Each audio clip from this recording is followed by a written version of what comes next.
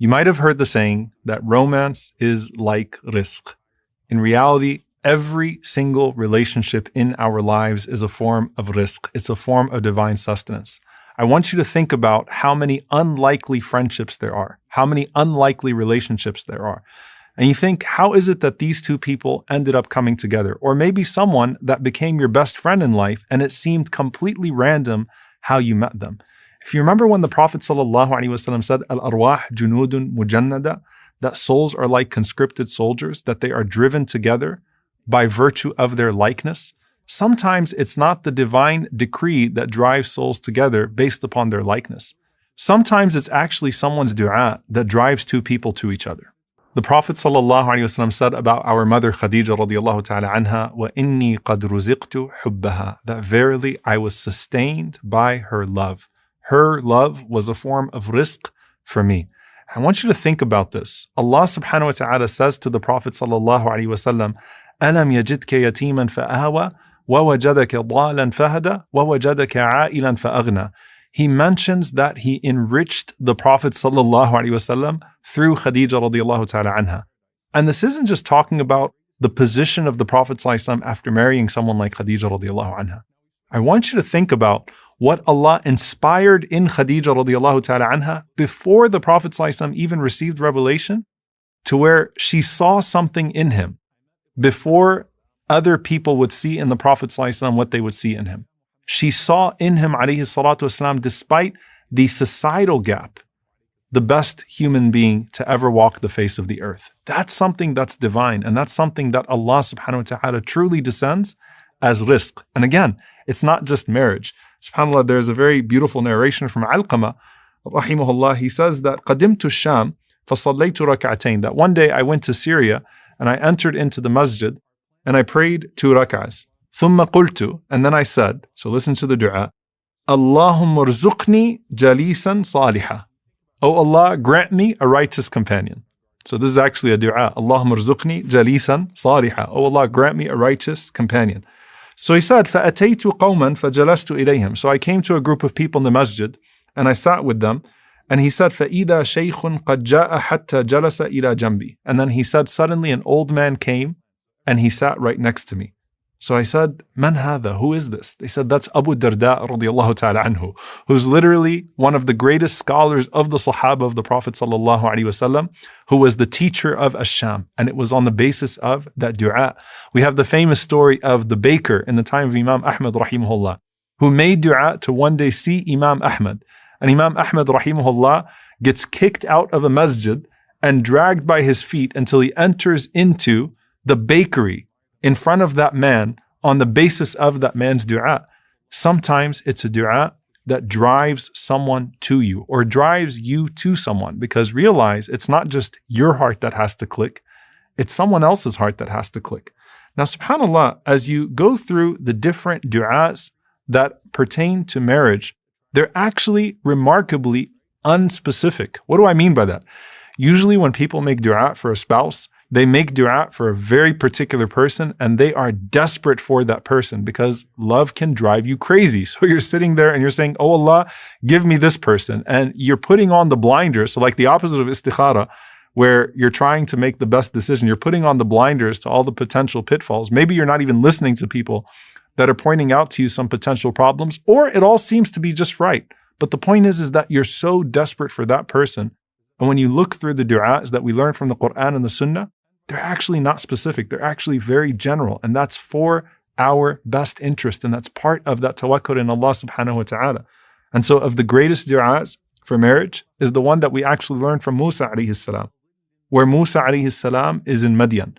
And Musa alayhi salam has just escaped Egypt after a horrible mistake that he committed.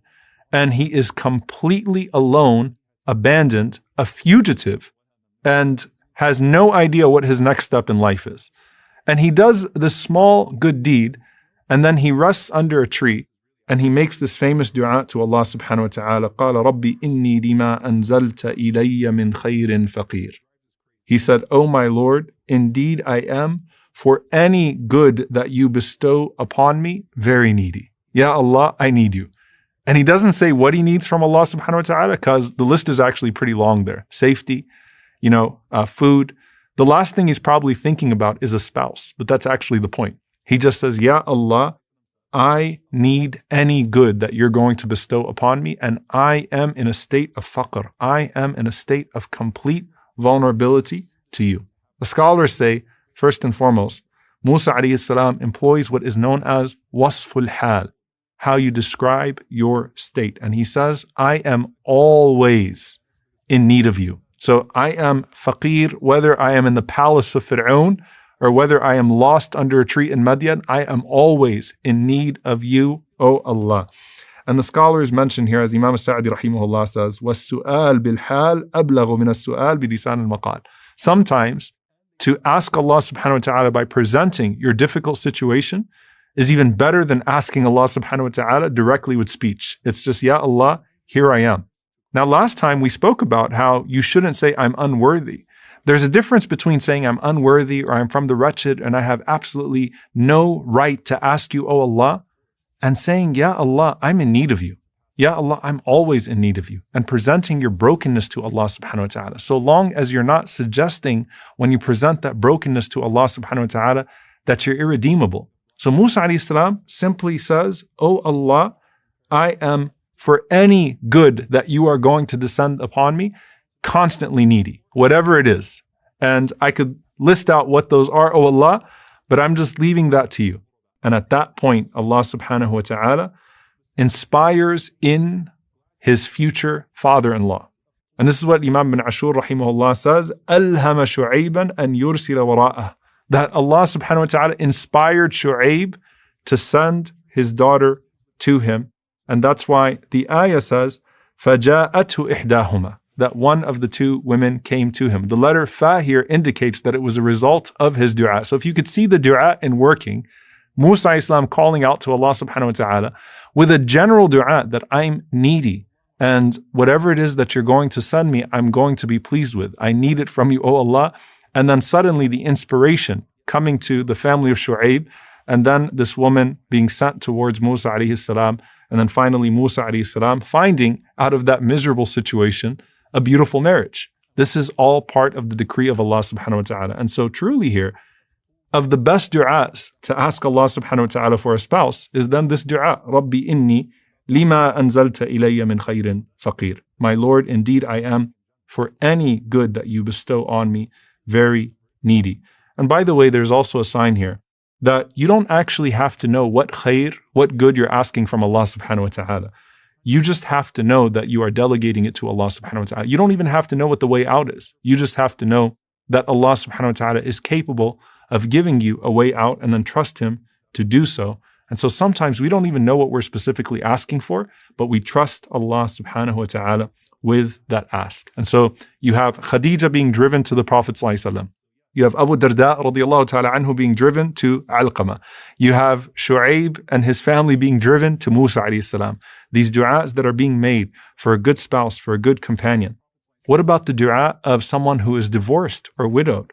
This is where we look to Salama radiallahu ta'ala anha, who when her husband Abu Salama radiallahu anhu passed away, and he was one of the best companions of the Prophet sallallahu alaihi wasallam.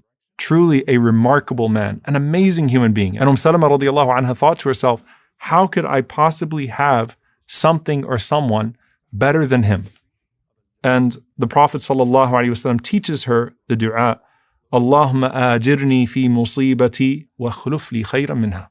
Oh Allah, compensate me in regards to my tragedy and give me something better than that which was taken away. And when Salama radiallahu anha is making this dua, she doesn't realize what the khayr could be, what it could possibly be that Allah subhanahu wa ta'ala would give her in place of Abu Salama. Is it Jannah? That would be khayr. But in her situation, she said, Allah subhanahu wa ta'ala gave me the Prophet sallallahu alaihi wasallam. She never even thought that that was a possibility. And he was the one man, alayhi salatu wasalam, that she could say without a doubt was actually better than Abu Salama. Because if you asked her about any other companion of the Prophet sallallahu alaihi wasallam, she wouldn't be able to tell you who was better than Abu Salama radiallahu ta'ala anhu. Now someone might be saying, well, look, my previous husband wasn't exactly Abu Salama. I got divorced and I had a nasty divorce. Or, perhaps even though I'm widowed, there's some trauma there and I'm having a hard time getting over it. And who's going to look towards me? The point is, dear brothers and sisters, when you make this dua, there's surely something that is prophetic. There's surely something that can come out of it. And just like with every other dua we've covered so far, you're saying let the khair be in the hereafter or the dunya, and privileging the hereafter to the dunya, but knowing that Allah subhanahu wa ta'ala can give you both if that's best for you. So this is the dua for the single person in regards to Musa alayhi salam, the dua for one who is divorced or widowed in the case of Salama radiallahu ta'ala anha. And then finally, the dua that is comprehensive in this regard. رَبَّنَا هَبْ لَنَا مِنْ أَزْوَاجِنَا وَذُرِّيَّاتِنَا قُرَّةَ أَعْيُنٍ وَجَعَلْنَا لِلْمُتَّقِينَ إِمَامًا. O Allah, grant us from our spouses and children the coolness of our eyes, and make us imams, make us leaders for the pious. In this dua, it's important to mention that this is not just a dua that you make after you get married. This is a dua that you make, period. And it has to match up with your actual priority in regards to who you choose as a spouse. So you can't say, let us have in our spouses and our children the coolness of our eyes and people that are religious and people that are practicing, but then not really have that represented in your criteria for marriage. So that's one group of people, right? Like, let me make this dua, رَبَّنَا هَبْ لَنَا مِنْ أَزْوَاجِنَا وَذُرِّيَّاتِنَا قُرَّةَ أَعْيُنٍ. But you're not choosing people on the basis of the criteria of your dua. But for everyone else, when you're making this dua, just like every other dua, this is a Quranic dua. This is a beautiful dua. And it represents not just the desire for a companion, not just the desire for children, but it represents what would be driving you to make that dua in the first place, which is to increase, first and foremost, increase the obedience to Allah subhanahu wa ta'ala on this earth. Because the coolness of your eyes in marriage and the coolness of your eyes in your children should be to see people that are in the worship of Allah subhanahu wa ta'ala, then certainly to benefit from their companionship as well. But you keep on making that dua, whether you're married or you are not married, and certainly Allah subhanahu wa ta'ala will continue to bestow upon you as a result of it what you were seeking from that dua in the first place. But you don't have to be specific to have that blessed sustenance from Allah subhanahu wa ta'ala. Allah azza wa jal knows what and who is actually best for you in this life and in the hereafter.